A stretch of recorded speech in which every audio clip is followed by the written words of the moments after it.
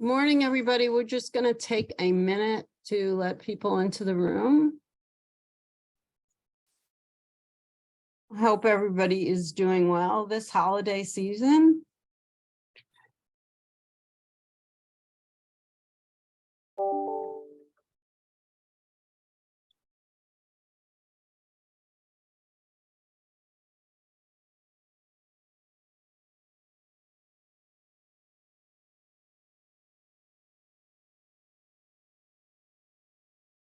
Okay, I'm going to start.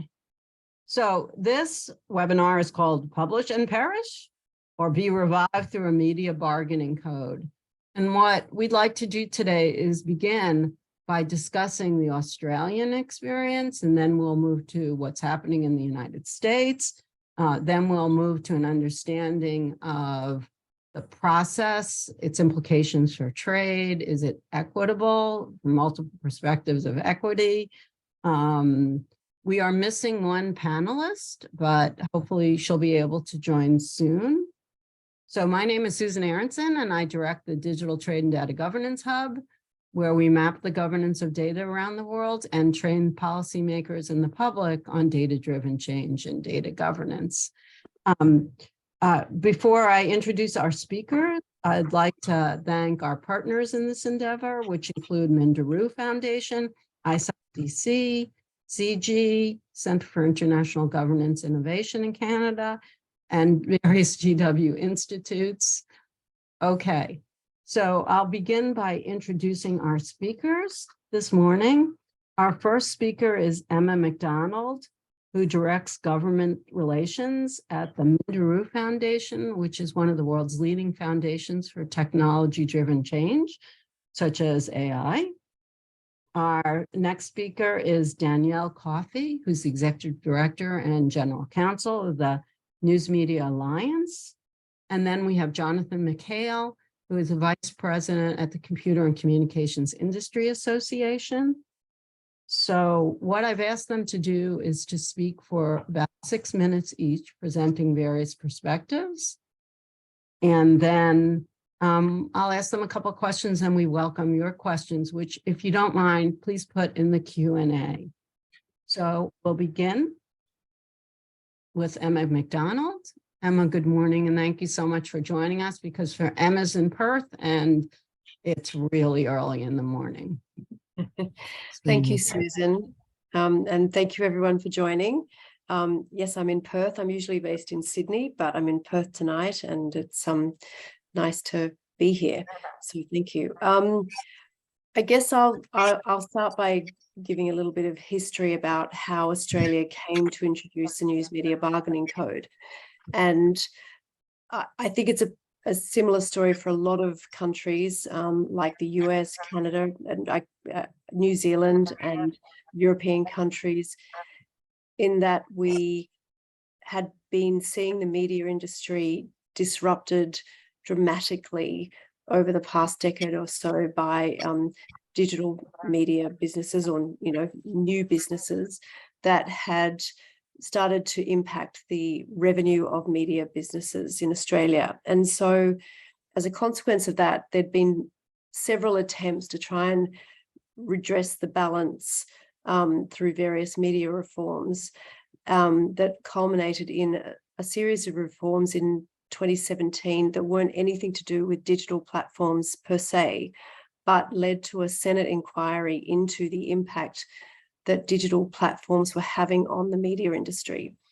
And as a consequence of that Senate inquiry, the ACCC, which is the Australian Competition and Consumer Commission, was asked to have a close look at the impact of digital businesses on the media sector, amongst other things. And they commenced a 3-year review of digital platforms, and they ended up creating this incredible report of over 600 pages called the Digital Platforms Inquiry Report. And out of that report came 23 recommendations, one of which was a news media bargaining code, which many of you now know has become the law in Australia and is only one of the 23 recommendations. But it's important because it started as a voluntary code designed to get digital platforms to start talking to media companies about the two-way value exchange that existed between platforms and media companies. And it was primarily to address what was perceived by the Competition Commission as a bargaining power imbalance that existed insofar as that the media companies couldn't get the digital platforms to see that they were adding value to the platforms, and the platforms were acknowledging that the media companies were providing value to their businesses. So 3 years later, we ended up with a piece of legislation called the News Media Bargaining Code. I happened to be working in the government at the time that piece of legislation became law. It was a fairly interesting and torrid experience at times, but ultimately led to legislation in March 2021. And as many of you will know, in the lead up to that, there was the Facebook shutdown of news, and that lasted about a week in the very final stages of when the legislation had passed what is our House of Representatives and was about to go into the Senate for its final sign-off. So I lived through that experience, and then after that, I left government and went to work for Minderoo Foundation, where during that time I saw that the big media companies in Australia had successfully negotiated deals with Google and Facebook, which, unlike the JCPA, all media companies in Australia were able to access our code, which is different to the JCPA. But I heard from Rod Sims, who was at the time still the chair of the ACCC, that the smaller publishers were unsuccessful in being able to negotiate deals with Google or Facebook, and our legislation had this provision in it that enabled small publishers to collectively bargain. So I agreed to step in as Minderoo and support a group of small publishers negotiate with Google and Facebook. Now, it's fair to say that Facebook did not take a great interest in negotiating with us, and they felt that they had grant programs and other schemes available to small publishers. But Google did come to the bargaining table, and after about 6 months of negotiations with them and various back and forths, we were able to secure a deal for all 24 of the publishers in our group. What was great about that was that the process was very simple from a competition authorization perspective, insofar as that it wasn't difficult for me to be able to commence the negotiations. But once we did that, I think what it showed was that our piece of legislation in Australia was beneficial to both the large publishers and small publishers. And, you know, I've heard a lot of commentary out of the US recently that the Australian legislation really was successful because of large publishers, or it only benefited large publishers, and that it only worked because it was for Rupert Murdoch's benefit. And I think that that's just, that sort of misinformation needs to be very clearly dispelled through discussions like this, because my publishers were in the group were small publishers, independent publishers, publishers in regional communities, remote communities, representing multicultural communities, LGBTQI communities, and some discrete public interest publishers, I would argue, that present news from the point of view of the arts or culture or music, or, you know, all those things that it is arguable whether it's public interest publishing, but I still think that if that's of interest to people, then it's in the public interest.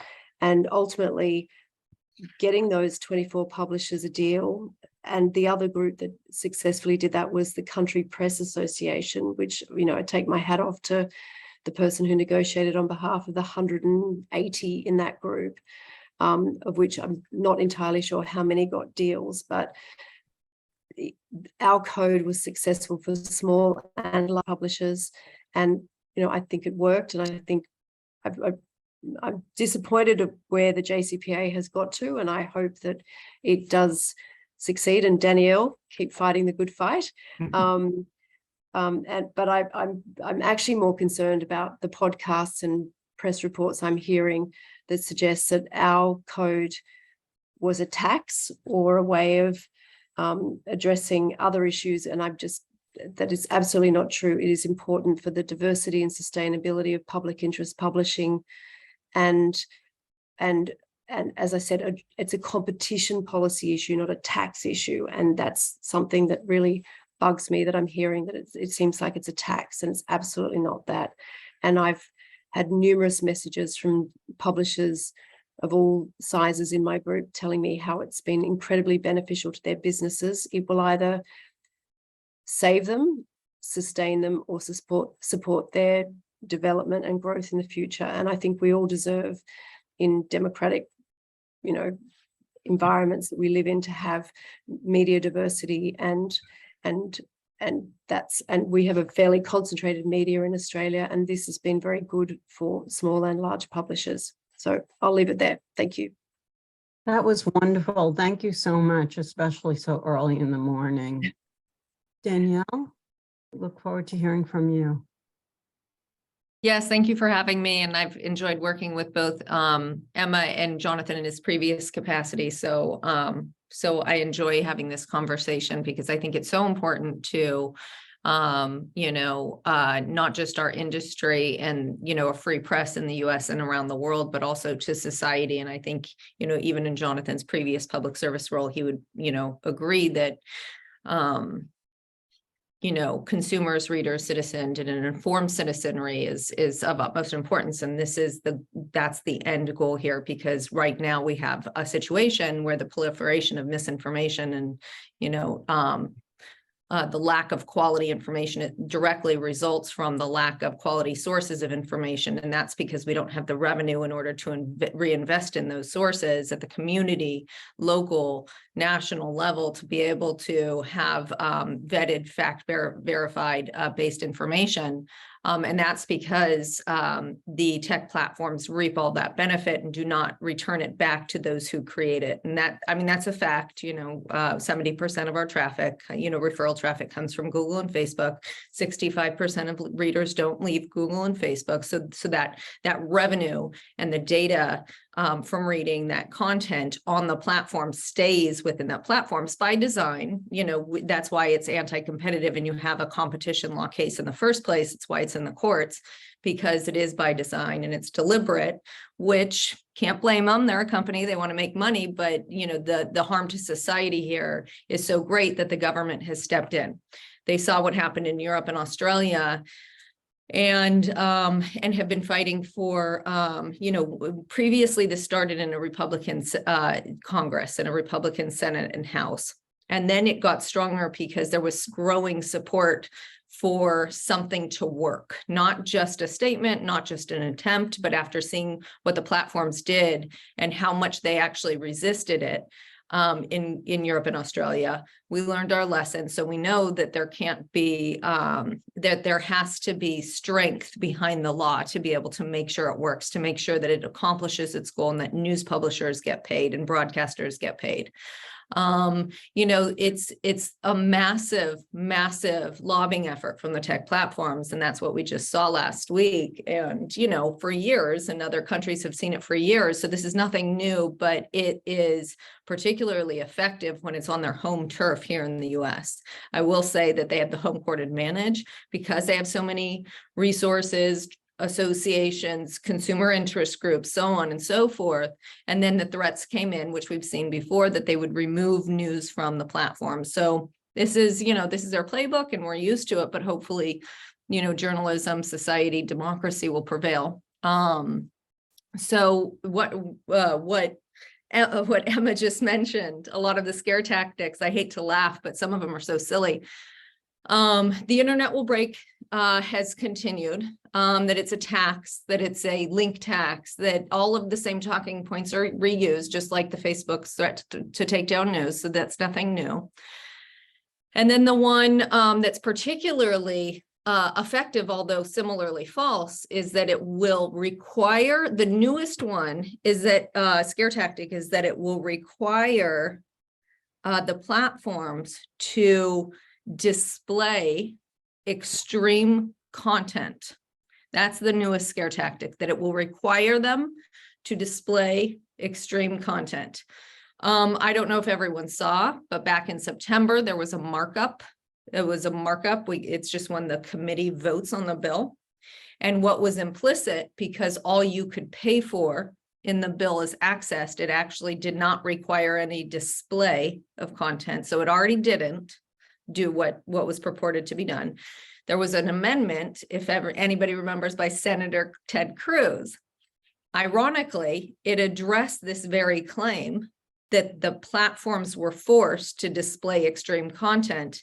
And if you'll remember, on September 22nd, they voted on that amendment, which made what was previously implicit explicitly clear, that it doesn't require or can even have anything to do with display of content. So this scare tactic has been, refuted if you could just read the text of the bill, but it's still difficult for the masses to receive this misinformation, ironic misinformation, about what is so factually and facially on its face inaccurate. But it's just another indicator that that there is resistance to this payment, even though it is becoming such a trend around the world. And so that's what we're up against when we're fighting for payment and compensation for our content. Right now, we're in a position where we're at the end of the Congress, and we're doing everything we can to have it pass before the new year. And so that's where we're at right now. Again, I'm sure we'll continue to have the massive resources of Google and Facebook on display. And we're very much behind the Canadians who, like I said, all these countries around the world are reflecting what US lawmakers clearly are interested in. We have a bipartisan bill where there is leadership in the White House and others wanting journalism to be compensated for, quality news content to be compensated for. So our alignment, our US alignment and interest in supporting the rest of the world is very important at this point, that we work together as a united front to make sure that our policies are consistent, so that we can continue to support quality journalism. And the JCPA will, if enacted, will do that. And I can go into more specifics, but that's the basic overview of where we're at right now, what our bill does, and how we are aligned with Emma and the rest of the world based on their success.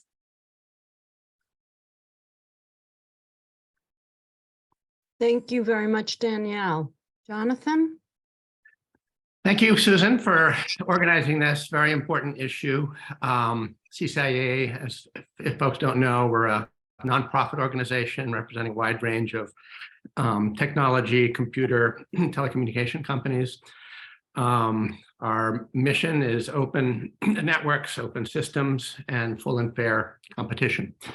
So first, on the issue broadly, no disagreement that objective news is critical for democracies. Informed citizens need access to independent quality journalism.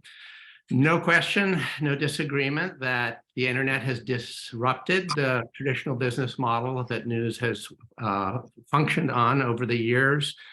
And no disagreement that what Australia began to put in place actually did result in some in some deals. The question for us, I think, is really what is the principled basis on which the government actually comes in and intervenes in a market like this. To say that Australia was successful is, the code was never invoked in Australia, really. So it's the fear of what that result would be that basically pushed companies to essentially avoid what, in our view, was quite an arbitrary and unexamined approach for figuring out what value could be. There's no, it's good reason why the U.S. government and the past administration opposed what Australia was doing.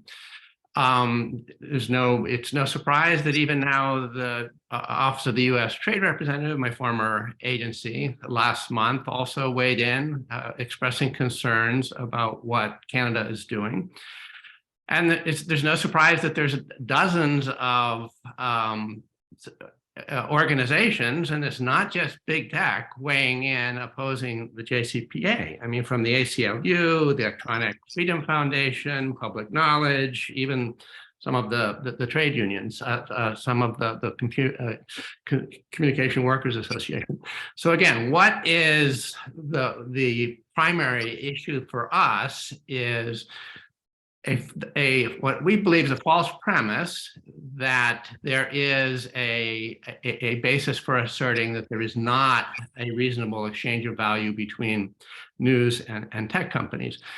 At the heart of the way the internet ecosystem works is both the whether and the extent to which content is made available is at the discretion of the news organization. So putting piracy aside, it is up to news organizations to choose to make their content indexable.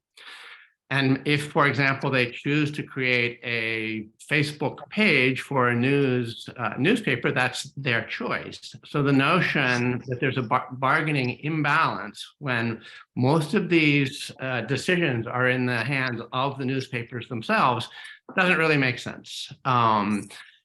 And on top of that, as Danielle mentioned, the enormous benefits they derive both from reaching an audience of billions of people through these platforms and the referral traffic, which goes back to their websites where they monetize it directly through advertising or subscription, suggests that it is a functioning mechanism where both sides are able to derive the benefit of the internet.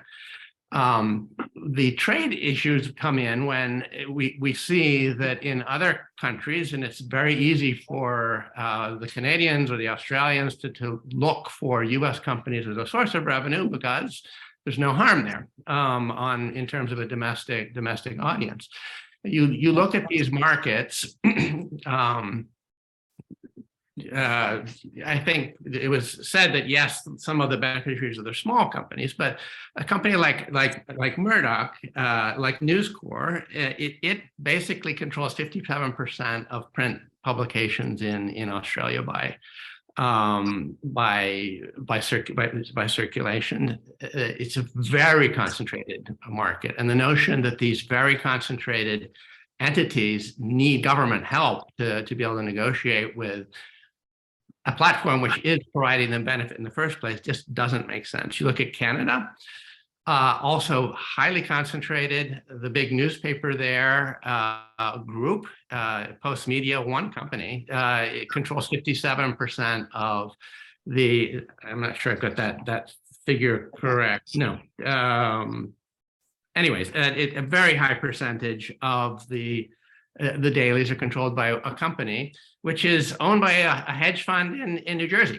So the notion that, who, by the way, took over the papers and laid off people and shut down newspapers, and the notion that hedge funds need a mechanism to be able to extract more revenue just doesn't make sense. So the trade angles are definitely discrimination against in foreign markets, which is namely the US companies, and a non-discrimination provision, which also will require them to be subject to liability if one entity claims that they are being favored over another.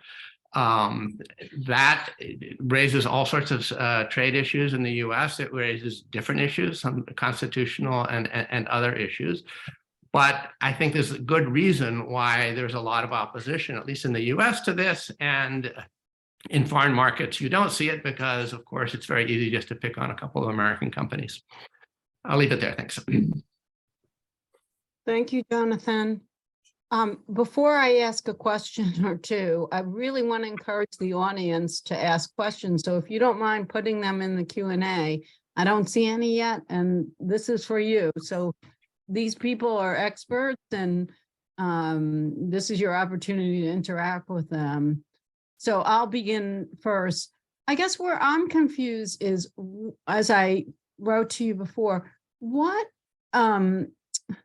principles should guide these kind of interventions? I mean, if the JCPOA does not get passed, what principles should guide a different approach? Or,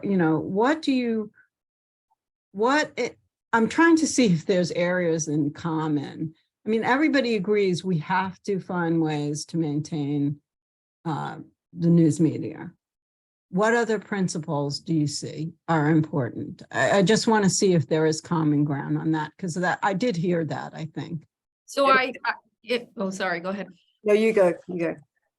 I'd love to see, thank you, Emma. I'd love to see an acknowledgement because, repeatedly what we hear is that there's no economic value of news, repeatedly from the platforms. And that was stated, starting 7 years ago when Europe started their copyright directive that was further supplemented by the DMA. Now, is looking a lot more like, what the code ended up becoming. We heard the same thing, that there's no economic value of news when there was testimony in front of the Australia hearings before the code was enacted into law.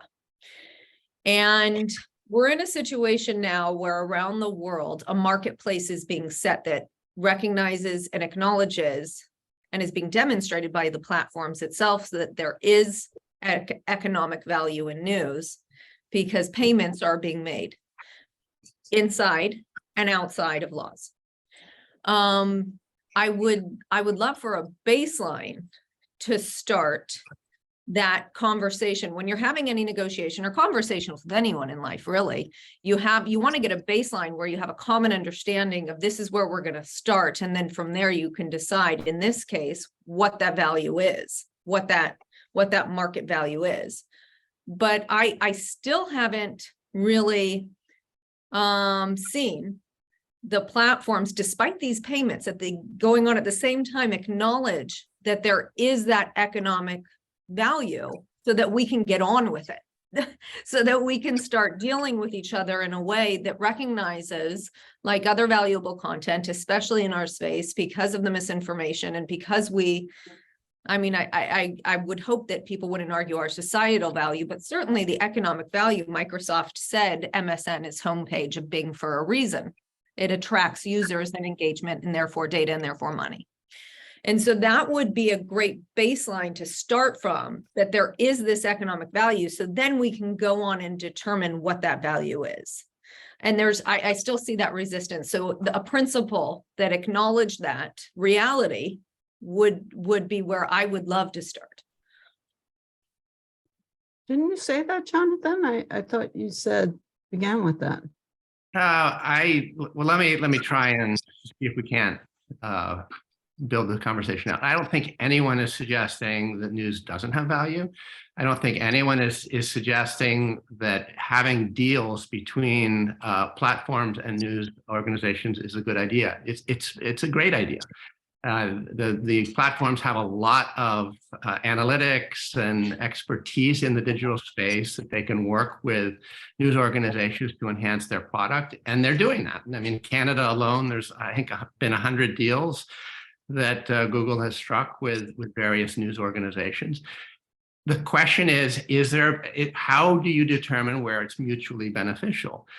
And again, if a newspaper wants to create a page on Facebook and Facebook accepts it, Facebook is doing that because it clearly there may be readers that want to see that. I create a Facebook page for the Globe and Mail, for example. I create a link, so I now have a news feed from them.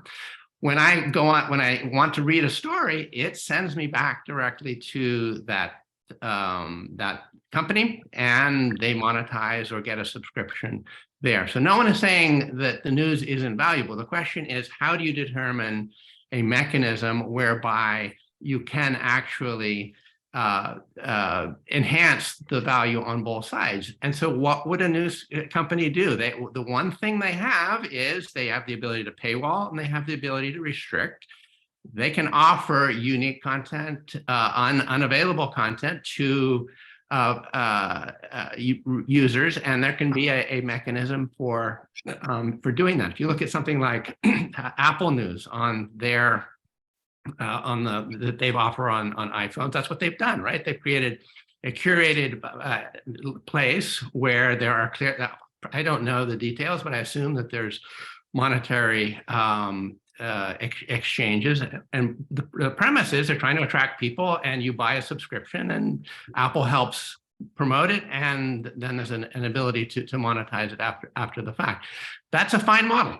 The question is, should the government come in and mandate the terms by which this value, ability to find value is determined?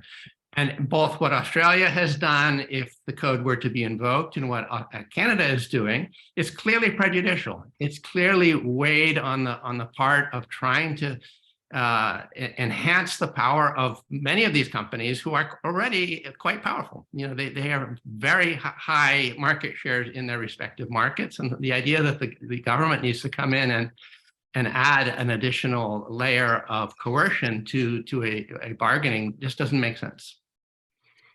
Can I jump in here, Susan? Yeah, I was just going to say a couple of things. Like in the US, the Australian legislation first started with a conservative government, like the Republicans. Well, the conservatives in Australia wouldn't necessarily describe themselves as like the Republicans, but you get what I'm saying. And then it became a completely bipartisan thing. That was the first thing I just wanted to point out. Second thing is, I think, Jonathan, you described the Australian code as an unexamined approach. And I really take issue with that, because it was a 3-year review by our competition authority. And I think it was deeply examined. And I think Rod Sims, who was our competition chair, would say, you know, a 600 and something page final report and an interim report and multiple engagements with stakeholders was very well examined. So I think this issue from a competition perspective was extensively looked at for many years. You say that news doesn't have to go to Facebook and Google, but if you look at where the audiences are going, they do have to go there. It's impossible for them not to go there, because that's where their audiences are. They have to go where the eyeballs are, and they've watched their revenue go there. So I think that they've lost a lot of revenue to those platforms. And if their readers are going there, then they have to go there. And the third thing I wanted to say is, you describe it as government help. I don't describe a piece of legislation as government help. I don't see that I see that as, and I had this conversation when I was in the US a few months ago. People seem to think this is a massive government intervention, as though legislation per se is government intervention. Maybe it's an Australian perspective on what government intervention is, but and legislation we don't necessarily see as government intervention. Yes, I understand it was intervention in the market, but to your point, the code is there as a threat, and the market has responded. And that means to me that Google and Facebook see that there is value in news, because they have responded to the threat of being designated under the code. And the fact that and Facebook in particular was terrified of the legislation and threatened to remove news from Australia demonstrates the value news has to me, that they were scared of the cost of what it would be to them. And so they then went and entered into deals. So they must see a value in it. They've entered into agreements, and now I'll be quiet. No, I'm Anya. sorry. I didn't mean to interrupt you at the end. Jonathan, did you want to reiterate? Actually, I'd love to respond to something Jonathan said, since it was originally in response to. I will definitely, give me a sec. Before we introduce Anya, Jonathan, I want to give you a chance to clarify. Yeah, just very simply, the companies responded because of the threat. That does not prove the value, a particular value of news. It proves the effectiveness of the threat. I mean, there's a reason why in courts, contracts signed under duress are often deemed invalid because you're not doing it for the right reasons. So yes, news has value. Those deals were essentially coerced deals. And my response can just be 2 seconds, because I think Jonathan was making my point, because when I said an acknowledgement of value, it would be a fallacy. And I'm going to put in the chat an economic study that shows, to say that there's value, which is therefore zeroed out by traffic you should be receiving anyways, is an economic fallacy, because if we're entitled to the traffic in the first place, we are not able to monetize the content that is extracted and used within the platforms in which users do not leave. And then the pittance of traffic that we get back, which is further reduced by 70% because of the advertising ecosystem and what we call the ad tech tax. And to say that that value should be enough and is zeroed out by traffic is what a monopoly would say. And that is not an acknowledgement of value. And then Jonathan made my point by saying, we don't believe the government should step in.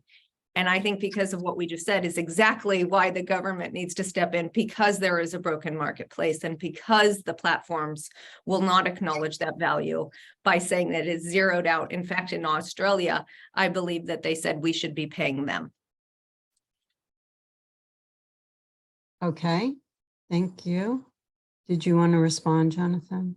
I see our new participant has just joined, so please go ahead. Oh, thank Okay, you. I'd like to introduce Anya Schiffrin, who directs the International Communications Program at the Columbia University School of International Affairs. Welcome, Anya. Great. Thank you so much. I just wanted to point out an economics term, cream skimming, which I think is really what's going on here. And to Danielle's point about, well, gee, the tech companies have all of this traffic and it's really the fault of the media outlets for not being able to monetize it. I think at the value, when we think about the value of news and what is being taken or lost, I think about it differently, which is, imagine someone comes and takes your cupcake or your muffin and they grab the best part, they take the top nice juicy part or the part with the icing, and then they put that on Google and Facebook. And then they say, hey, everybody, now you've seen this part, come and get the bottom part. Well, gee, not that many people want the small dry part, because the big part, the good part, the juicy part with the icing has already been taken and given to them for free online. So when I find that when the tech companies say things like, well, gee, news is only a very small part of what we do, or not our fault that you guys can't get traffic, they're ignoring the fact that by taking one part, you know, the headline and the first few paragraphs and the most juicy stuff, and leaving the rest behind, they've done what's called something called cream skimming. And that actually does skew the economics of what you can get and should get, what excuse the economics of what's left behind, the profitability and the value, and it certainly affects the value of what has been taken. I don't think that, you know, I've been writing about the code for a couple of years now, long before it became a thing in Australia, before it was passed. And, you know, I think it was very clear, I don't know, Emma's probably talked about that, but this really wasn't about sort of government control of the media. This was about making sure that if the two sides wanted to negotiate, there would be independent arbitration, and that the arbitration couldn't go on forever because it was final offer arbitration. So I know Americans often say, gee, government intervention, but I also think that now that we're having so many problems here with local news and the lack of funding, that people are getting more open to looking at what's gone on around the world. And I think that the Australia code is absolutely something for other people to look at. I wouldn't say it's the most perfect thing in the world, but the point is that the liberals, the Murdoch types, the liberals, the Greens, everybody held hands and said, we need to do this. And they did it. They were pragmatic. They didn't sit around arguing about, gee, what could happen or what could go wrong, or do we believe in this or don't we believe in that? They did something, and they did a bunch of things. They got the code, they saved the Australian news wire. I mean, there were a whole bunch of interventions they made that worked really well, and that I think lots of other countries should be doing. But anyway, I just want to say that about the value. Sorry if anyone else needed to speak. Danielle, please. I was just telling Anya that was a good point about the muffin. That was great. I like that. Jonathan, did you want to respond? Yeah, I mean, the concept of cream skimming, again, back to my first point. It is the choice of the news organizations to allow their content to be indexed, right? If they don't want their content to be indexed, that's under their control. They put in a small piece of code called robot.txt or no index, and then the content does not appear in Google search. For Facebook, it is the choice of the newspaper to decide to create a page. This notion of cream skimming, where the platforms are taking something. The word taking is the wrong word.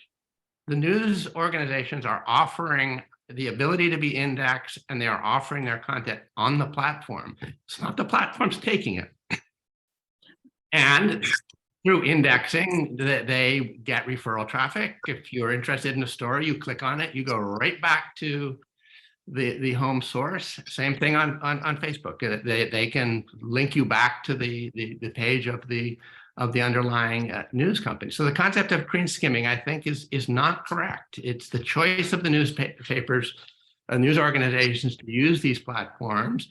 And I take the point that their advertising revenue is challenged and that the platforms have been very good in the online advertising area. That is a different issue. The success in advertising and the impact on news is not something to be laid at the feet of the tech companies for doing anything. They have been successful and good at what they're doing, and to suggest that because you're successful there, you owe money to a company that's struggling in that same space does not make sense. Can I comment on that? Please. So competition law is triggered in the first place when there's a monopoly. There was a House Majority Report, there's litigation underway, there's a finding that there is a monopoly, just as has taken place in the past with telecom and other sectors. And when there's monopoly, what the law has found is that there in fact is not that choice that Jonathan just explained, as though we are choosing to adhere to these terms by which 100% of the revenue is distracted and not returned, is what results from a monopoly situation where in order to be found, we have to agree to these terms. It's like asking someone if they want air. It's a Hobson's choice. There is no choice. It's asking if somebody wants water or electricity to their home. Of course they do, but what terms and conditions come with that agreement whereby you don't have a choice in the matter? So I would actually say that's why the antitrust subcommittees, that's why we're in the antitrust subcommittees in Congress, because competition law has been triggered here, whereby there is no choice. I would just correct that real quick. That's But is there where I'm confused as a person who's new to this issue, is there a way to design it so that it doesn't look like forced bargaining or performance requirement, right? Is there a way to do this so that more participants see it as a win-win? We tried that, and so did Australia. So I'll let Emma speak. Of course, we tried that for several years. In fact, Europe did too. I don't want to speak for Europe, but there was a law under which they were going to have to make payments. And then what Google did is they sent letters to the French publications, and they said, just like the choice we were talking about, if you want to be found, you will waive this right, this legal right to payment. So there's that influence. So then the competition authority in France had to step in and say, that's an economic abuse of power. You must. And the same thing happened in the US. We had a bargaining, it was just the ability to collectively bargain. We learned from Europe and Australia, which I'm sure Emma can speak to in her involuntary code or in the voluntary code. And there is not that willingness. So in this instance, we have learned through history that there must be government involvement and intervention in order to get these tech platforms who are very unwilling to pay for the content that they are extracting. John, did you want to say anything here? Yeah, I mean, so there is a role for the government to impose ex ante regulation to address abuses of competition. They are very, very narrow. I spent 20 years in the telecom space, and yes, we advocate that if you have a monopoly on terminating traffic, the price you charge has to be regulated because you've got an incentive and an ability to raise it to, uncompetitive levels. Typically, when there's a bottleneck in this, the issue is somebody pushing the price too high, right? And the government comes in and says, no, let's find a principled basis for negotiating that. And typically what we did was a cost-based basis for saying, no, you have to allow traffic in this. The idea is to bring the prices down. What we have here is a very unusual situation where the newspapers are coming in and looking to push the price up. And an assertion of market failure or assertions of monopoly. They're not competing against search. They're not competing against social media. So the notion that this is a basis where there ought to be government intervention I don't think it is supported. If there were an abuse of monopoly, as Danielle is asserting, we have the tools to address that. We have an antitrust law that looks just at that. And one of the remedies may be something like this, but that really is very fact specific. And the notion that you would, before going through all that very fact specific analysis, come up with a remedy and just impose it on really two companies, which is what everybody is looking to do, is really unprecedented and not good policy. Okay.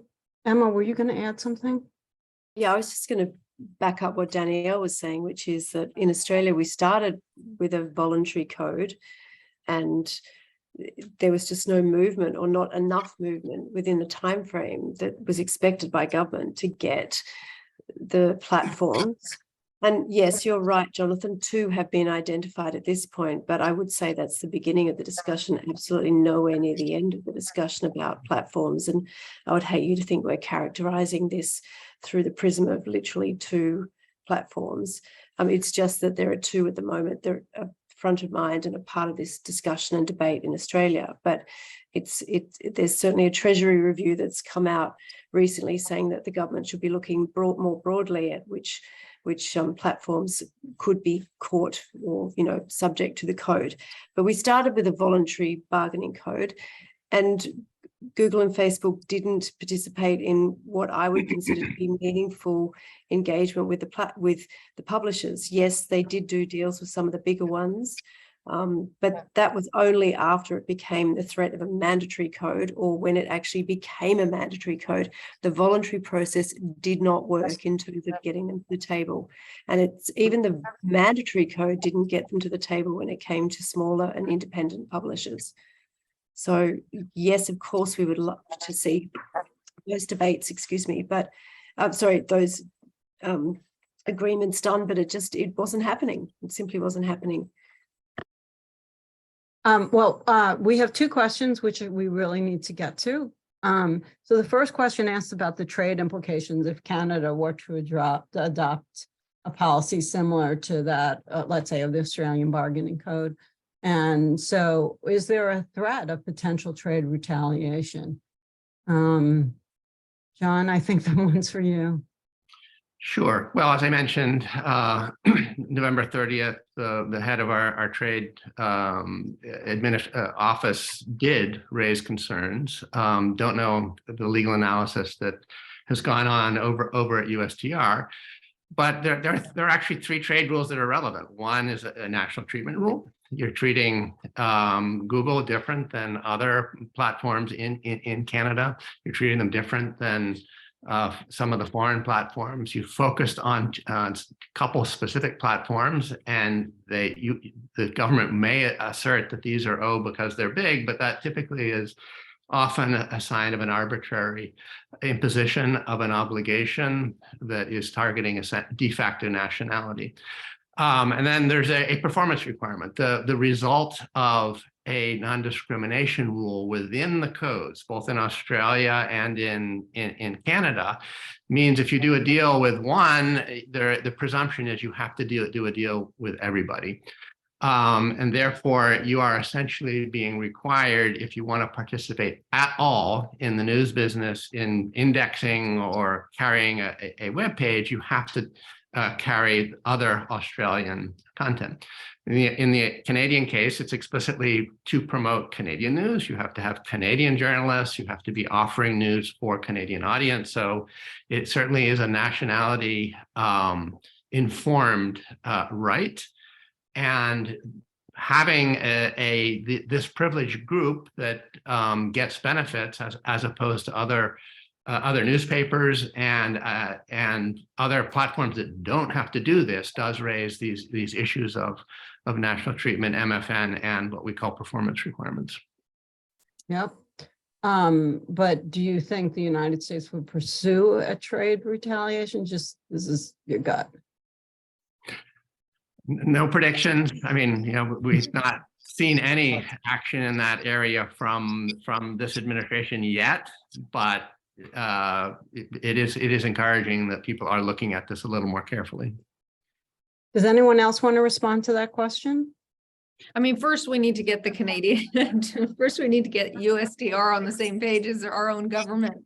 We just sent a letter to them asking them. In Australia, they spoke against our own government and said we weren't interested, and they didn't represent the US newspaper or broadcaster industry when they said that this isn't something that we support and our own government was supporting. So, and they had said that was under the Trump era, but then now we're hearing these statements again from USTR that are so inconsistent with our own government support and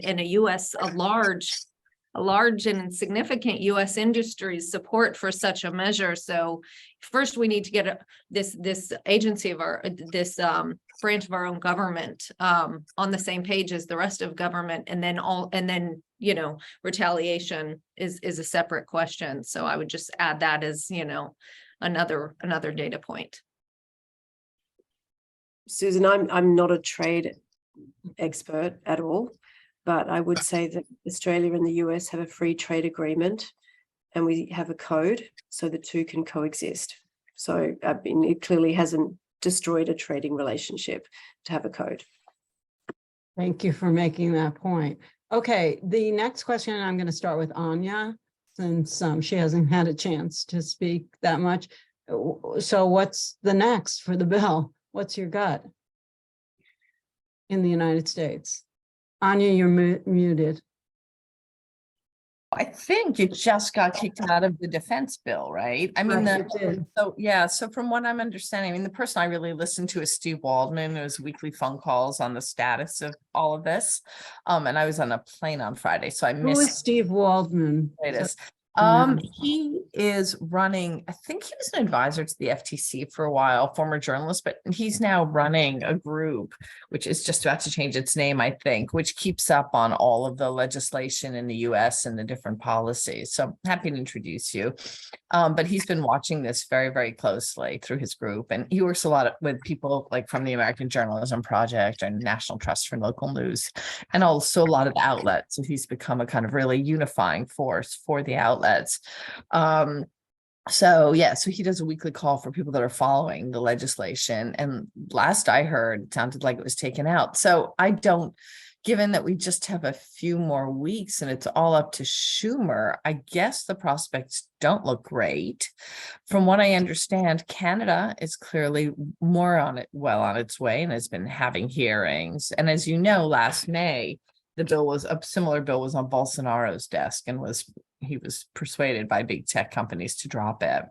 I know the Indian government has talked a little bit about introducing. I got in touch with that. He made some statements, and I think it was in the Hindu last July. I got in touch with that minister, and I know he was on a Zoom, I think, with Courtney Radish yesterday to talk about India. So there are definitely, South Africa, it's not a priority, but they're open to the idea for sure. I mean, one of the things we've been trying to the last couple of years is talk to the different governments where we can and find out whether they would be interested in such a bill. But I completely agree with Jonathan that this bill alone is not enough. I mean, for one thing, I think, at the root of a lot of this is that these large companies simply don't pay taxes, or they pay very little taxes, or they hide their taxes, or they use different ways of, perfectly legal, but I would say immoral ways of reducing their tax burden. And I think that's also part of why everyone is so angry at them, is they're making all this money off journalism, and then they're reporting record profits, record salaries, because partly their wages aren't good in some cases, and in others because they're hiding their tax revenue. So it's part of a larger problem of malfeasance. Is there a UNESCO solution to that? Not that UNESCO has.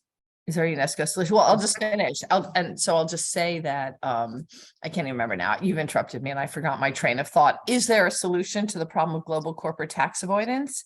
Yes, there is. There are bills out there which are not strong enough, but which need to be voted on by Congress and Europe, which is this OECD, after many, many years, came up with a proposal for a 15% corporate minimum tax, which would be taxable anywhere based on worldwide income.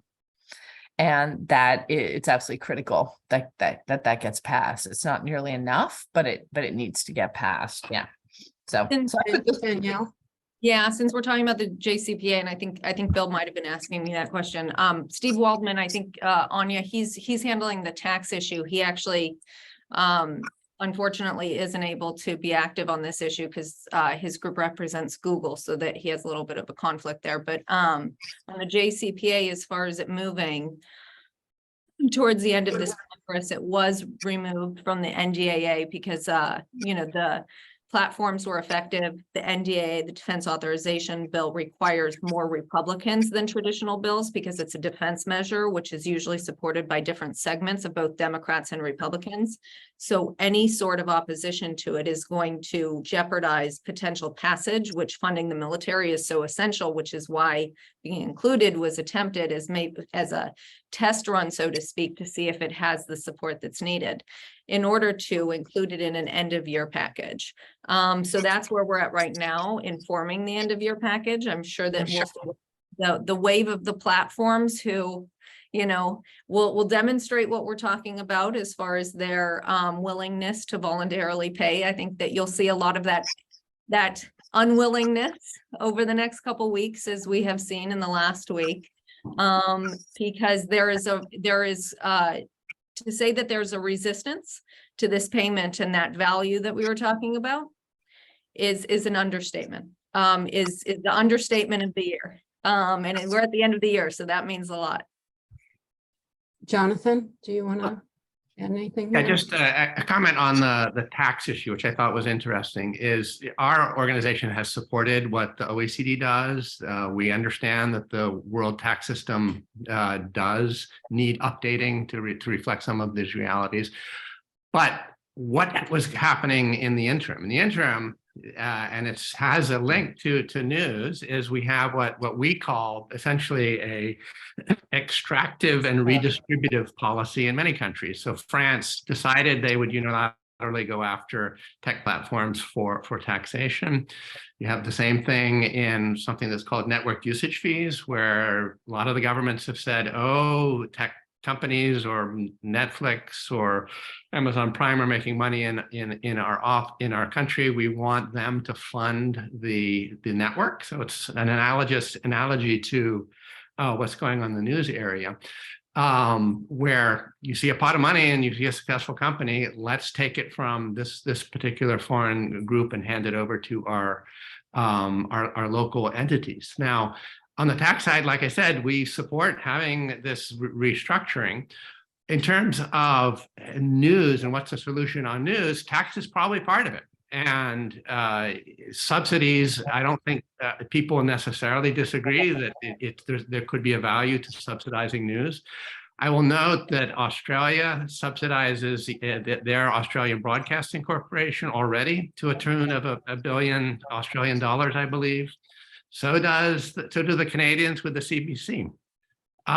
We have, what I understand, is up to $1 billion in tax breaks for journalists. They obviously, again, reflecting the important value they add to society. Congress has decided that those are helpful subsidies. In terms of the broadcasting, broadcasters are sitting on a massive subsidy in the terms of free spectrum. So A, these companies are already subsidized, and B, maybe there are mechanisms for having it as a more inclusive, or maybe targeting smaller companies better. I have no idea. That's not our expertise. But the notion that you have a subsidy paid for by one industry participant really doesn't make sense. Now, I know Danielle will say, "Oh, it's not a subsidy; it's just paying for value." And I guess there's just a big disagreement over whether there is already a reasonable exchange of value or not. Thank you. Thank you. Emma, you have the last word. Oh dear.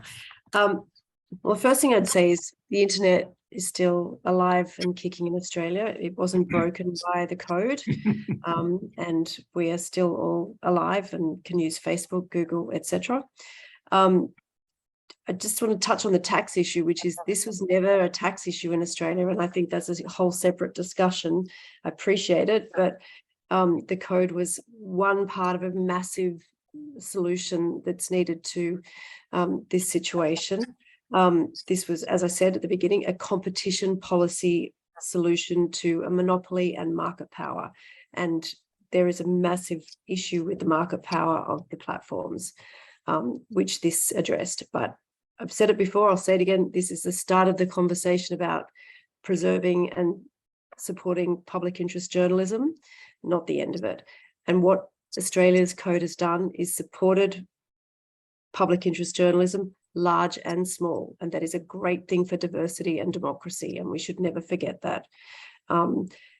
Final point I'll just make, only because Jonathan made it, is yes, we support our public broadcasters. In Australia, we're proud to have the Australian Broadcasting Corporation, which is wholly publicly funded, and a partially broadcasted public broadcaster, which is the Special Broadcasting Service, which is multicultural, and that's just part of Australia's culture. We also have lots of commercial broadcasters, television and radio, and that's where I will leave it. But ultimately, as I said, the internet isn't broken, the code is working, and I encourage other countries to look at it or look at better versions of it, because it was the first, and the first is not always the best. Not that I would say that to my oldest child, but I will leave it at that. Thank you. Well phrased. Well, we're a little bit late, so I just want to thank you all for having such an informative and civil discussion with a moderator who really didn't know these issues, and I've learned a lot, and I really appreciate your patience. I also want to thank our audience, and I wish everybody a great holiday. And our next webinar will be on the 15th with Nick Martyr of the White House, talking about the AI Bill of Rights. Hope to see you there. Thank you so much, and really appreciate your talking today. Have a great day. Thank you. Thank you.